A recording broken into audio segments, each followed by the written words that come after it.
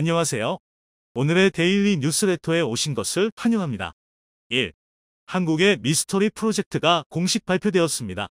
2. 한국이 패권국이 될 수 있는 무기가 나타났다. 3. 미국의 치욕. 한번 진실을 알아봅시다. 마침내 한국형 함재기와 수송기가 공개됐습니다. 국내 최대 방산 박람회 DX 코리아에서 한국항공우주산업이 KF-21N과 다목적 수송기 모형을 전시했습니다. 둘 다 여태껏 소문만 무성했던지라 국내군 관련자들의 관심이 집중됐는데요. 이종 수송기의 경우 귀여운 고래처럼 생긴 데다 범고래처럼 예쁘게 도색이 되어 평이 좋습니다.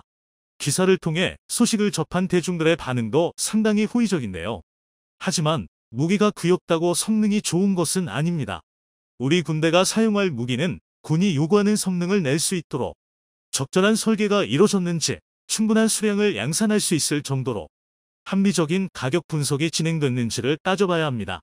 그렇다면 이런 면에서 KF-21N과 범고래 수송기의 성능은 얼마나 우수할까요? 먼저 결론부터 말씀드리면 꽤 좋아 보인다입니다. 그 이유는 무기체계는 생김새만으로도 어느 정도의 스펙을 알 수 있기 때문이네요. 아직까지 상세 설계와 스펙, 그리고 무엇보다 실물이 나오지 않은 상태에서 모든 걸 단정할 수 없지만 공개된 설계만 보더라도 우리 개발진이 얼마나 많은 고심을 했는지가 확실히 드러납니다. 일례로 KF-21N에 접힌 날개, 범고래의 동체 하부를 보면 해당 무기체계의 설계 사상을 짐작할 수 있습니다.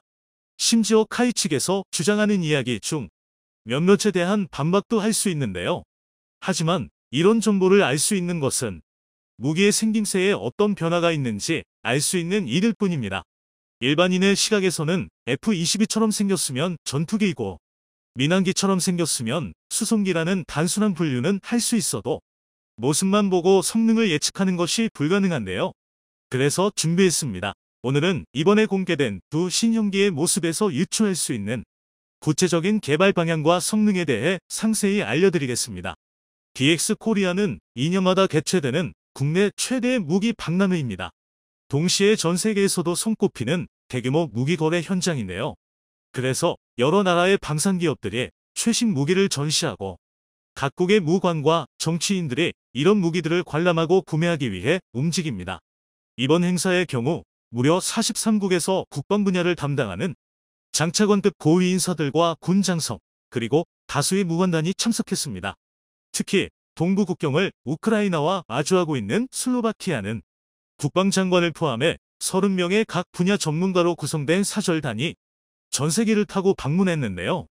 이번 전시회를 관람한 뒤 우리 방산기업을 순회하면서 양국의 방위 협력을 논의할 계획입니다.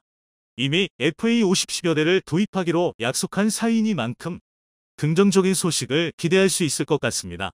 이처럼 세계에 관심을 갖는 방산 전시회이다 보니 우리 방산기업도 보여줄 수 있는 것은 최대한 보여주려고 노력하고 있는데요. 이번에 카이가 공개한 KF-21N과 다목적 수송기가 대표적인 사례입니다. 사실 KF-21 함재기형과 다목적 수송기는 카이에서 개발을 주장할 뿐 군에서는 아직 개발을 확정 짓지 않았습니다. 현재 군에서 내부적으로 여러 검토를 하고 있으나 무턱대고 결정하기에는 들어가는 예산이 너무 막대해서 개발과 도입의 타당성을 점검 중인데요. 따라서 이번에 카이가 공개한 모형은 1990년대 김영삼 정권이 공개했던 한국형 항모처럼 모형만 있는 상상 속 물건으로 끝날지도 모릅니다.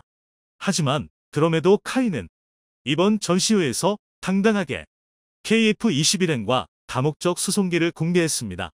아직 개발조차 확정되지 않았으나 이 정도 무기는 우리 한국의 방산기업이 충분히 만들 수 있고 또 만들 능력이 있다는 것을 보여주면서 우리 무기를 사려는 해외 바이어들에게 한국 방산의 능력을 홍보하려는 것인데요.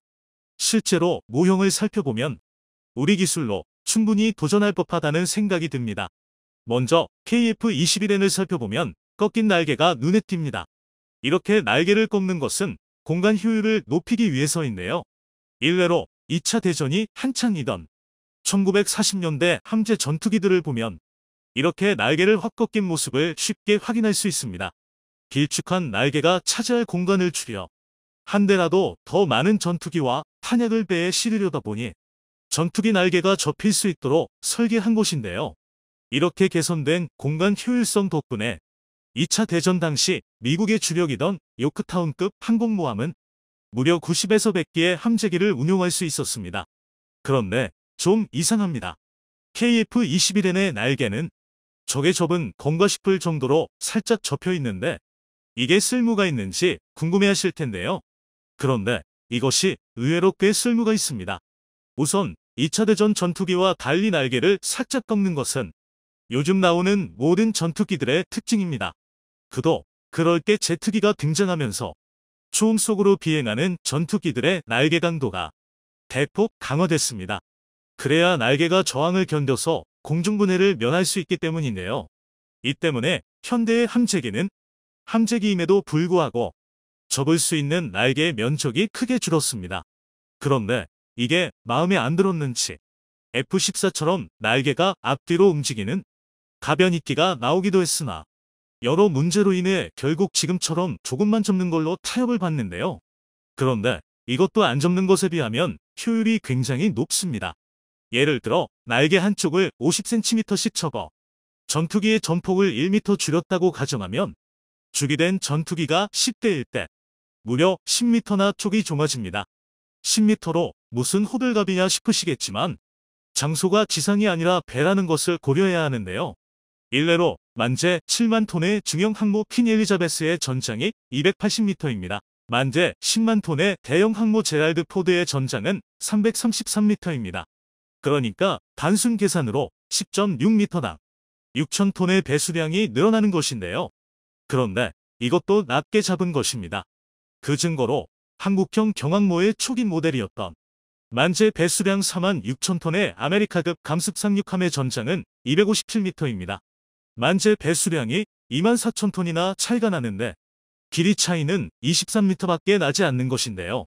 이를 통해 다시 계산해보면 군함의 길이가 10m 늘어날 때마다 함정의 배수량이 1만 톤씩 늘어난다는 결론이 나옵니다. 그러니까 10m를 줄이면 세종대왕급 한 척을 만들 자재와 설비가 줄어든다는 뜻입니다. 따라서 접힌 날개만으로도 KF-21N이 명실상부한 함재기라는 것을 알 수 있습니다. 하지만 함재기와 일반 전투기의 차이가 날개뿐이라면 KF-21이 시험비행에 성공했음에도 불구하고 우리 군이 KF-21N의 개발을 꺼릴 리가 없습니다. 이처럼 함재기에는 반드시 필요한 여러 요소가 더 갖춰져야 합니다. 그중 하나가 바로 랜딩 기어입니다. 랜딩 기어는 전투기가 착륙할 때 내리는 바퀴로, 함재기의 경우 이 랜딩 기어가 강화되어야 합니다. 짧은 이착륙 거리 때문에 충분히 감속하지 않았음에도 내리꽂듯이 착륙해야 하고 그 과정에서 발생한 충격을 랜딩 기어가 받쳐줘야 하기 때문인데요. 그런데 이번에 공개된 KF-21N에 이 랜딩 기어가 강화됐다는 것은 명백한 함재 전투기라는 뜻입니다. 이를 증명하듯 7월 19일 시험비행에 성공한 KF-21 기본형에 비해 앞바퀴가 뒷바퀴와 비슷할 정도로 크게 보강됐다는 것을 알 수 있는데요. 그리고 동체 하부에 항모 이착함을 위해 어레스팅 후크를 걸 수 있는 공간도 확인됐습니다. 이를 통해 한 가지 사실을 더 알 수 있습니다. 바로 KF-21N이 전자식 사출기 이몰즈처럼 전투기의 이륙을 돕는 캐터펄트가 탑재된 항모에서 운용되리란 것입니다. 만약 한국이 개발하는 함재기가 F-35B처럼 수직 이착륙을 염두에 뒀다면 바퀴보다는 엔진 쪽에 신경을 많이 썼겠지만 한국형 함재기는 랜딩 기어와 어레스트 후크에 많은 공을 들였습니다. 달리 말해 KF-21N의 설계는 캐터펄트를 탑재할 수 있는 만재 7에서 8만 톤 수준의 중형 항모가 건조될 것을 확신하고 만들어진 설계라는 뜻입니다. 그러니까 만약 우리 해군이 KF-21N을 채택한다면 한국형 항모 사업도 기존 경항모에서 중형 항모 사업으로 대폭 확대될 게 분명합니다. 이렇게 되면 한국은 중국의 세계 최대의 재래식 항모라고 떠드는 003형 푸제남을 압살할 수 있는 중형 항모뿐만 아니라 거기에 탑재될 전투기가 모두 국산으로 마련되는 것입니다. 그런데 이번에 KF-21N과 함께 공개된 다목적 수송기의 형상을 통해서도 KF-21N 못지않은 상세한 분석이 가능합니다. 먼저 동체 하부에 튜브처럼 튀어나온 부분에 주목하셔야 하는데요. 이렇게 부품 설계는 최신군 수송기의 트렌드입니다. 장갑차나 자주포 등 기갑 장비를 효율적으로 수송하려면 일반적인 항공기의 형상인 원통형보다 사각형이 더 적합합니다. 그 이유는 하부에 별도의 공간을 추가해서 공간 효율을 높일 수 있기 때문이네요. 다목적 수송기의 동체 상부가 마치 건물 천장처럼 평평한 것도 이 때문입니다. 뿐만 아니라 날개가 천장에 착 달라붙어 있는 것도 동체 중간이나 아래에 날개를 달면 공간을 늘릴 수 없으니 날개의 위치를 바꾼 것인데요. 여기에 쌍빨기라는 항공기 특성을 고려하면 아마 전체 중량 87톤, 최대 적재량 26톤인 브라질 엠브라에르의 C390이나 전체 중량 141톤, 최대 적재량 37.6톤인 일본의 가와사키 CA 블루웨일 사이의 성능은 확실히 낼 수 있을 것으로 보입니다. 구체적으로는 일본 CE에 비해 전체 중량 100톤, 최대 적재량 30톤 정도로 한국형 수송기는 크기를 줄이는 대신 동급 엔진을 사용해 종합 성능을 올릴 계획으로 보입니다. 그런데 다른 이야기도 있습니다. 일각에서는 개발 연도를 고려할 때 일본의 가와사키 CE보다 더 강력한 적재량 40톤 이상의 전략 수송기가 될지도 모른다는 의견도 있습니다.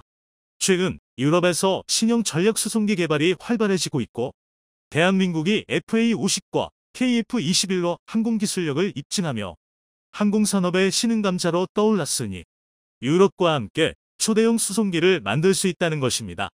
한마디로 대한민국이 처음 개발하는 국산 수송기가 탱크도 한 번에 옮기는 C-17 같은 전략 수송기가 되는 것입니다. 이런 이야기는 정말 가슴이 웅장해지는 이야기이지만 현실적으로 그럴 가능성은 그리 높지 않습니다. 비용으로 보나 기술로 보나 현실성이 떨어지고 무엇보다 국산 수송기에 대한 국내의 반발이 매우 거세기 때문입니다. 일례로 현재 수송기 개발 반대파는 이번에 공개된 모형을 보고 훨씬 더 격렬하게 수송기 개발을 반대하고 있습니다. 생김새를 보니 딱 수송기나 쓸 놈을 만든답시고 혈세를 낭비해서는 안 된다는 것인데요. 왜 이런 말이 나왔냐면 사실 우리 공군의 수송기 수요만큼만 수송기를 생산하면 개발비를 감당하기 어렵습니다.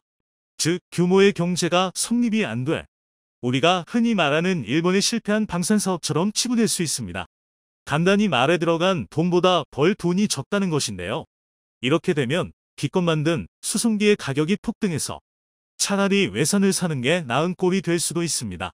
그래서 카이에서는 새로 개발될 수송기를 개조해 조기 경보기, 정보 수집기, 전자전기, 해상 초계기 등 특수목적기의 도입과 대체를 할 수 있으니 부족한 수요를 메울 수 있다고 주장하고 있는데요.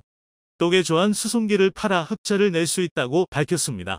그런데 이것이 그냥 지나칠 말이 아닌 게 이번에 공개된 수송기 모형으로는 당장 해상 초계기도 만들 수 없습니다. P3 오라이언, P8 포세이돈 같은 해상 초계기는 잠수함 등을 추적하거나 적함에 대한 미사일을 쓸 때 해면에 바짝부터 비행해야 할 일이 잦습니다. 그래서 날개가 비행기 아래쪽에 있어야 안정적인 비행이 가능합니다. 그런데 이번에 공개된 다목적 수송기는 날개가 동체 위쪽에 달려 있습니다. 이래서야 기본 설계부터 초계기로 써먹기 좋지 않은데요. 역 나라 일본도가 같은 이유 때문에 CA 수송기와 P1 초계기를 따로따로 개발했습니다. 이렇게 보니 한국형 수송기 개발이 과도한 자신감으로 무리를 하는 것이 아닌가 걱정이 드는데요. 그런데 아닙니다. 전자전기, 조기 경보기의 개발 동향과 또 수송기를 최강의 공격 무기로 바꿀 수 있는 최신 무기의 등장을 고려할 때 한국형 수송기의 개발은 반드시 진행되어야 합니다. 여기에는 대한민국의 국운이 달릴 정도로 시진핑의 사면임이 결정된 이후 중국의 해상굴기가 박차를 가하고 있습니다. 공산당 대회에서 1인 독재를 천명한 시진핑은 대만에 대한 무력 동의를 절대 포기하지 않겠다고 밝혔습니다. 그리고 최근 대만 인근에 수시 도발용 함정 4척을 고정 배치하여 대만 인근 해협을 봉쇄하고 대만을 집어삼키겠다는 야욕을 드러내고 있습니다. 그런데 중국 해군의 이러한 움직임에 대해 미 해군 사령관이 전혀 걱정하지 않고 있다고 밝혀 의문을 자아내고 있는데요. 미 사령관이 믿고 있는 구석이 다름 아닌 대한민국인 것으로 밝혀져 화제가 되고 있습니다. 미국이 믿고 있는 대한민국의 저력이 무엇인지, 숨겨둔 비밀병기라도 있는 것인지 자세히 알아보도록 하겠습니다. 얼마 전 홍콩 매체에서 중국 해군의 세 번째 075형 강습 상륙함 LHD이 취역할 예정이라고 보도했습니다. 선박번호 33이라고 적힌 함선이 상하이 후동 중화 조선소에 정박해 있는 사진이 확인되었는데요. 베이징의 해군 전문가 리제는 선박번호가 붙었다는 것은 언제든 해군에 합류할 준비가 돼 있다는 뜻이라며 공식 발표만 기다리고 있다는 의미라고 설명했습니다. 헬리콥터 항공모함으로 불리는 강습상륙함 LHD는 사실상 소형 항공모함으로 평가받으며 공격용 헬기 30여 대와 수륙 양용용 탱크, 장갑차 등을 탑재하여 대만 상륙에 있어 최대 전력으로 평가받고 있습니다. 또한 중국군의 무인기용 항모 역할을 수행할 수 있는데요. 최근 중국이 대만으로 무인기를 지속적으로 날려보낸 것은 강습상륙함용 무인기 운용을 위한 데이터를 확보하기 위한 것으로 보이고 있습니다. 대만 군사 전문가 루리 씨는 중국은 대만의 반응을 시험하고자 WZ-7, CH-4 등 정찰과 공격용 무인기를 대만 해협 너머로 보냈다며 이는 대만 레이더 체계가 중국군 무인기를 탐지하는데 얼마나 걸리는지를 알아보기 위한 것이라고 말했습니다. 대만을 집어삼키기 위해 중국 해군의 전력이 무서운 속도로 증강되고 있습니다. 중국이 군사훈련을 구실로 대만 해역을 폐쇄해 물류를 차단하는 그레이존 작전을 실제로 수행할 수 있다는 우려가 커지고 있는데요. 그런데 이러한 우려에 미국 태평양 함대 사령관 새뮤얼 파파로 해군 대장은 중국군이 대만을 봉쇄해도 충분히 돌파할 수 있다고 답변했습니다. 미 태평양 함대의 전력이 막강한 것은 익히 알려진 사실이지만 중국 역시 세계 항모 전단을 보유하고 있고 붕어빵 굽듯이 군함을 뽑아내고 있어 실제로 맞붙게 될 경우 결코 쉬운 상대는 아닐 것으로 예측되고 있었는데요. 자신감의 근원이 무엇인지 묻는 질문에 파파로 사령관은 미국의 동맹국 한국을 언급하고 나섰습니다. 파파로 사령관은 한국을 비롯한 동맹국의 전력이 나선다면 얼마든지 중국의 대만 해협 봉쇄를 깨버릴 능력이 있다고 말했습니다. 특히 한국이 보유한 미사일 화력이면 충분히 중국의 봉쇄를 깨트리고도 남는다고 높게 평가했습니다. 미국 태평양 함대 사령관의 자신감의 근원이 한국의 미사일 전력이라는 것이 조금은 얼떨떨한데요. 실제로 한미 미사일 사거리 지침이 해지된 이후 우리나라의 미사일 전력은 무서운 속도로 강화되고 있습니다. 어디에 숨겨두었는지 날마다 새로운 탄도미사일들이 공개되고 있고 이제는 미국조차 개발에 힘쓰고 있는 초음속, 극초음속 미사일까지 개발에 나선 것으로 드러났습니다. 지난해 국방과학연구소는 초음속 순항미사일의 개발에 성공했다는 시시를 공개했습니다. 기존 해성 미사일을 대체할 신형 대함 미사일로 올해 초 전력화가 이루어졌는데요. 이를 기반으로 중국 항모 전단을 겨냥한 대함 미사일의 개발이 진행 중이라고 합니다. 최근 국방과학연구소가 덕티드, 램제트 엔진을 장착한 공중 발사형 초음속 순항미사일의 개발에 본격적으로 착수했다는 소식이 들려왔습니다. 얼마 전 국방과학연구소에서 공고가 올라왔는데요. 사업명 다목적 공중발사 초음속 순항미사일 핵심 기술, 대지 또는 대함 임무 수행이 가능한 덕티드, 램제트 엔진을 기반으로 하는 공중발사 초음속, 다목적 순항미사일의 설계 기술과 핵심 구성품을 본격적으로 개발하는 과제입니다. 공대지, 공대함 두 가지 모두 가능하며 시제품은 FA-50 항공기와 국내 최초로 체계 동합되어 공중발사 시험을 통해 검증받을 예정이라고 합니다. 개발 기한은 2022년에서 25년으로 비행시험은 2025년부터 진행될 계획입니다. 덕티드, 램제트 엔진은 고체 연료 램제트의 일종으로 연료 공급 계통 단순화를 통해 구조가 간단하고 고기동 급가속 환경에서도 안정적인 출력 유지가 가능하다는 장점이 있습니다. 또한 단시간에 연소되는 고체 로켓과 달리 제어 밸브를 통해 연료 공급량을 조절함으로써 추력 조절이 가능하기 때문에 비행 최적화를 통한 사거리 연장과 높은 종말 비행 속도 유지가 가능합니다. KF-21에 탑재된 중거리 공대공 미사일 미티어에 이 덕티드, 램제트 엔진이 탑재되어 있는데요. 최대 속력 마하 4의 기존 공대공 미사일과 달리 종말 비행 단계에서도 상당한 추진력을 가지고 회피 불능 구역도 기존 미사일의 3배에 달해 미국의 항남을 뛰어넘는 현존 최강의 공대공 미사일로 인정받고 있습니다. 북방과학연구소에서 연구 중인 덕티드, 램제트 미사일은 대함 능력에 초점을 맞추고 개발이 진행 중인 것으로 알려졌는데요. 한국형 초음속 공대함 미사일이 완성되면 KF-21에 탑재되어 중국 항모를 겨냥한 항모킬러가 되어줄 것으로 기대받고 있습니다. 초음속 미사일을 뛰어넘는 속력을 가진 극초음속 공대지 미사일의 개발도 추진 중이라고 합니다. 지난 21일 공군본부에서 열린 국정감사에서 공군은 극초음속 공대지 미사일 사업을 추진할 예정이라고 밝혔습니다. 극초음속이란 마하우를 뛰어넘는 속도를 의미하는데요. 극초음속 미사일이 서울 상공에서 평양 지휘부를 향해 발사될 경우 250km를 단 1분 15초 만에 주파해 목표물을 타격하는 게 가능합니다. 각국에서 극초음속 미사일 개발을 진행하고 있었지만 성공한 국가는 미, 중, 러 세 국가분으로 우리나라가 성공한다면 세계 네 번째 개발국의 반열에 올라서게 됩니다.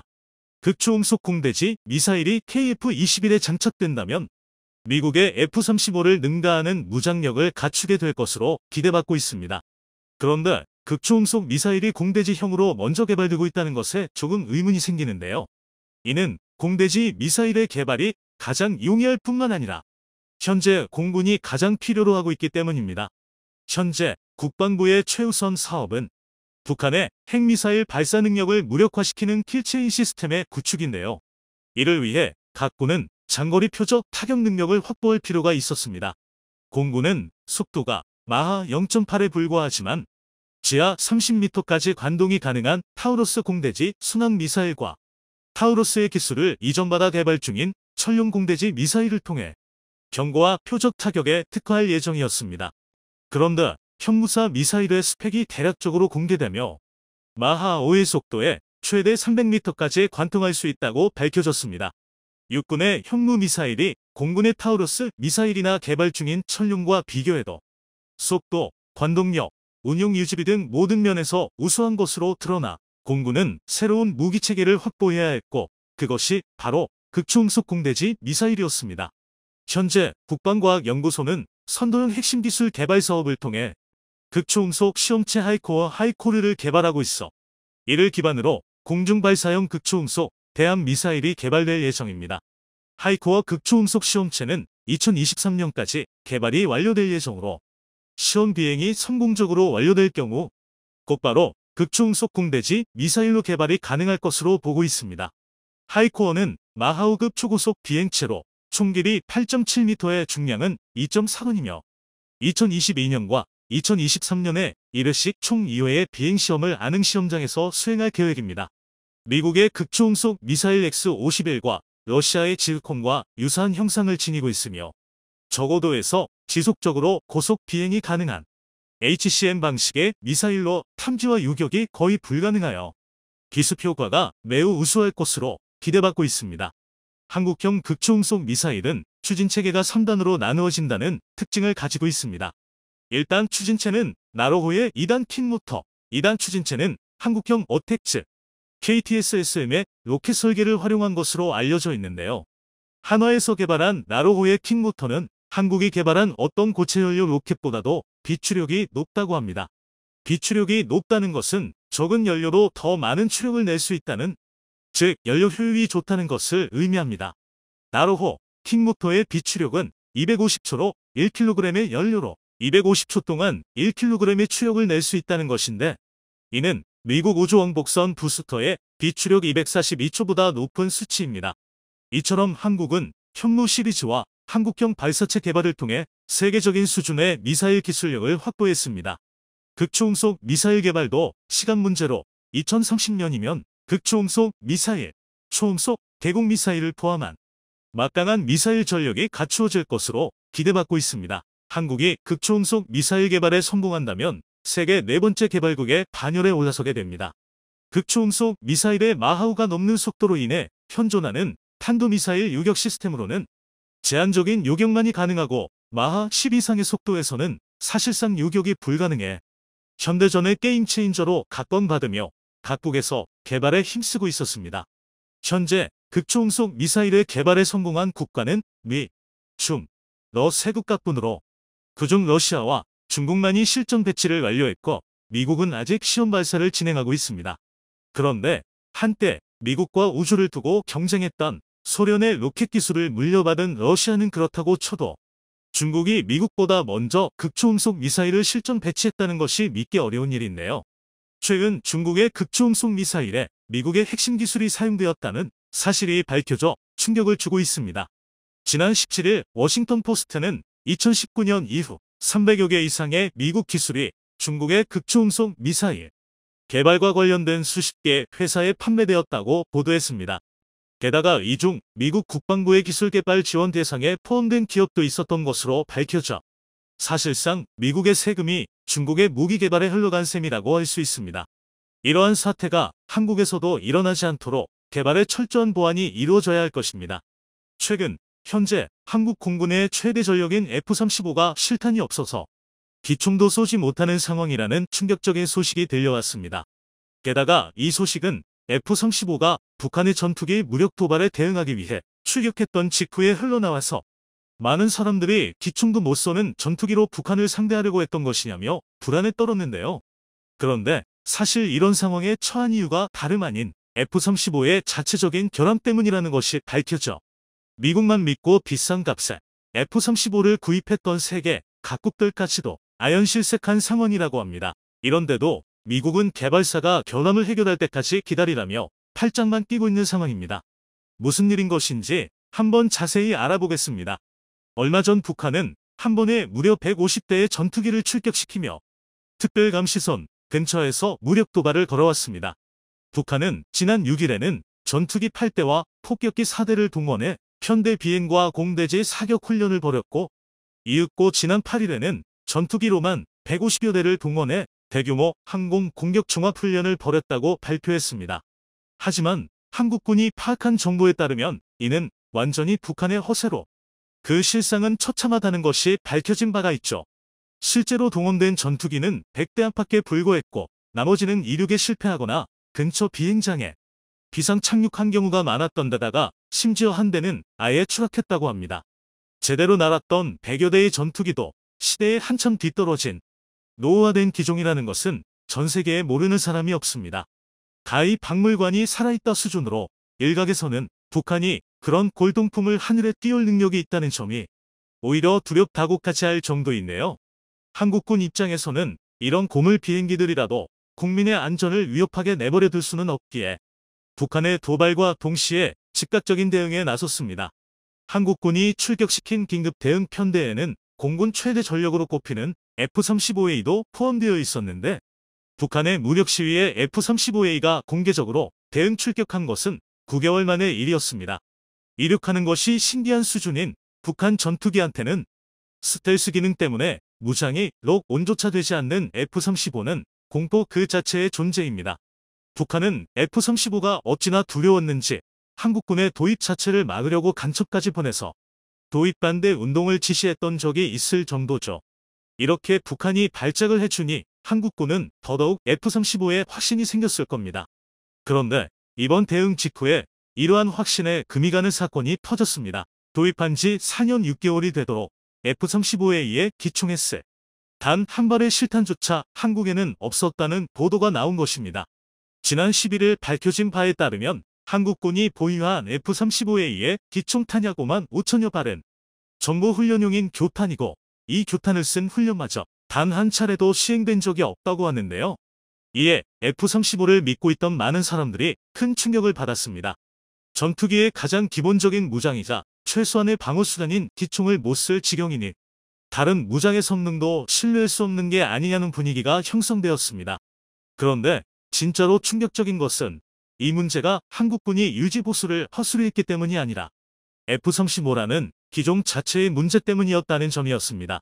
한국군이 실탄을 구매하지 않았고 교탄 사격 훈련조차도 진행하지 않았던 까닭은 F-35A 기총 자체에 문제가 있었기 때문이었습니다. 지난 2019년 미국 국방부 펜타곤은 F-35A의 기총 사격 시 총구 주변에 균열이 생기는 결합을 확인했습니다. 그래서 펜타곤은 록히드 마틴이 이 문제를 해결할 때까지 전 세계에 수출한 F-35A의 기총 사격을 중단할 것을 요청했고 그 중에는 한국이 구매한 F-35A도 있었던 것입니다.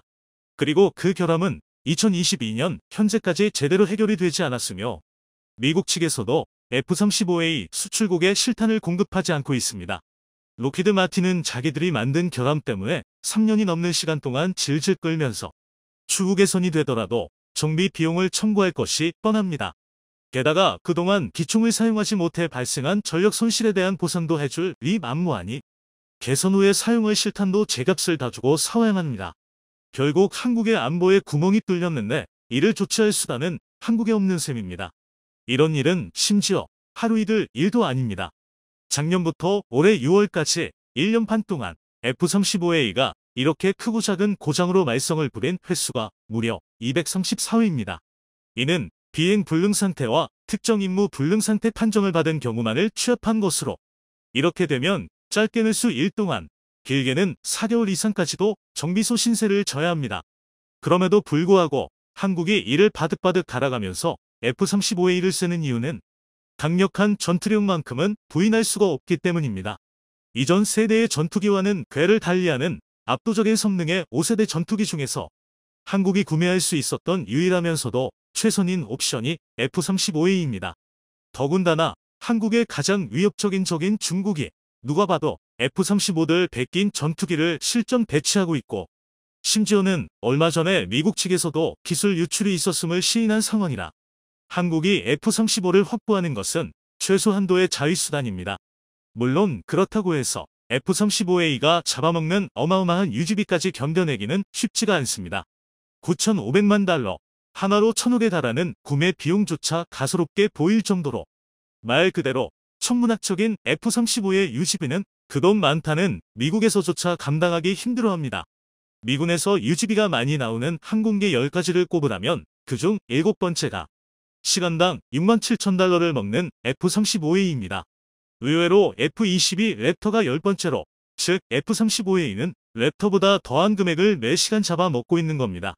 이 두 전투기를 제외한 나머지 8종은 폭격기나 수송기, 조기 경보기와 같이 체급부터가 전투기와는 궤를 달리하는 대형 기종이라는 점을 생각해보면 F-35A의 유지비는 이해가 잘 되지 않는 수준입니다. 이렇다 보니 미공군도 F-35A가 실패했다고 인정했으며 미 의회마저 예산을 이 정도로 잡아먹으면 오히려 훗날 전력에 구멍을 낼 수 있다며 F-35를 비난한 적이 있습니다. 한국에서도 잇따라 이런 문제들이 불거짐에 따라 도입해온 F-35A를 과연 언제까지 제대로 운용할 수 있을지 회의적인 시선이 많아지고 있습니다. 하지만 다행히도 한국에게는 이러한 문제점을 해결할 수 있는 비장의 수가 있습니다. 바로 국산 전투기 KF-21이죠. F-35A의 빈발하는 결함 문제가 한국에게 더 치명적으로 작용하는 이유는 고장이 났다고 해서 임의로 수리를 할 수가 없기 때문입니다. 미국산 무기는 돈을 주고 사왔다고 해도 완전히 우리 것이 되지가 않습니다. 무기에 들어간 기술 하나하나가 미국의 군사 기밀이고 미국은 이를 지키기 위해서 무기를 판매하고 나서도 수리나 개조 등 내부 기술에 접근할 수 있는 모든 행위에 개입을 합니다. 이는 물론 북방 기술의 유출을 미연에 방지하기 위해서는 합당한 처사입니다. 한국이 무기를 수출하더라도 똑같이 해야 할 일이죠. 하지만 무기를 사온 나라에서는 어쩔 수 없이 답답한 상황에 처하게 됩니다. 특히 F-35A 같은 강력한 무기는 수입국 입장에서는 그 전투력에 의존하는 바가 정말 큰데 하루아침에 고칠 수 있는 간단한 고장조차도 미국의 허가를 받을 때까지는 손도 못 대고 보고만 있어야 하는 경우가 부지기순이 애간장이 녹을 수밖에 없습니다. 하지만 국산 기술로 자체 개발하는 KF-21은 이런 일이 일어나지가 않죠. 비록 KF-21이 현재 개발된 스펙으로는 F-35A를 완전히 대체하는 데에 무리가 있지만 꾸준한 개발과 개량을 통해 F-35A에서 겪었던 고질적인 문제들을 예방하고 결과적으로는 F-35A를 대체할 수도 있을 것으로 보이는데요. 설계도부터 완성까지 전부 한국이 직접 만들었으니 결함이 생기더라도 그 파악과 해결이 신속하게 이루어질 수 있습니다. 그뿐만 아니라 사용 목적에 맞게 개조를 하는 데에도 거리낌이 없습니다. 무엇보다 지금 이 순간에도 성능 실험을 위해 끊임없는 테스트가 진행되고 있기 때문에 배치된 후에는 저렇게까지 결함이 자주 발생하는 일 자체가 없을 것입니다. KF-21은 전력화된 후로도 계속해서 개량을 거듭할 계획이기 때문에 한국에게는 더 완벽한 전투기를 만들기 위해 실험할 시간이 얼마든지 있기 때문이죠. 마찬가지로 유지비 문제 역시 해결될 것입니다. 간단하게 말해서 KF-21에 무슨 짓을 하더라도 어지간해서는 F-35A만큼의 유지비가 발생하지는 않을 것이기 때문입니다. 그리고 역시 계속되는 개량을 통해 점점 더 최적화된 설계를 지향해 나갈 것이고, 수출 전망도 매우 밝아서 팔리면 팔릴수록 규모의 경제가 형성될 것이기 때문에 추후 유지비가 줄어드는 것까지 기대할 수 있습니다. 개발사인 카이에 따르면 KF-21은 향후 5.5에서 6세대 전투기로까지 개량될 예정이고, 그 상세한 로드맵까지 카이 내부에는 존재한다고 하는데요. 실제로 KF-21의 시험 비행이 성공함과 동시에 KF-21을 기반으로 한 후속 기체 KF-XX가 개발 타당성 평가에 돌입했고, F4와 F5를 모두 대체한 후 KF-16이 퇴역할 쯤에는 그 모습을 드러낼 것으로 보입니다. 덕분에 한국의 전투기는 비싼 값 내고 울며 겨자 먹기로서는 F-35를 대신할 만한 후보로서 해외 유력 매체들과 세계 각국의 군대에서도 주목받고 있는 상황이네요. 모쪼록 한국이 하루빨리 국산 전투기 기술을 발전시켜서 타국의 무기에 기대지 않고도 중국과 북한이 감히 넘보지 못하는 자주 국방을 실현할 수 있기를 바랍니다.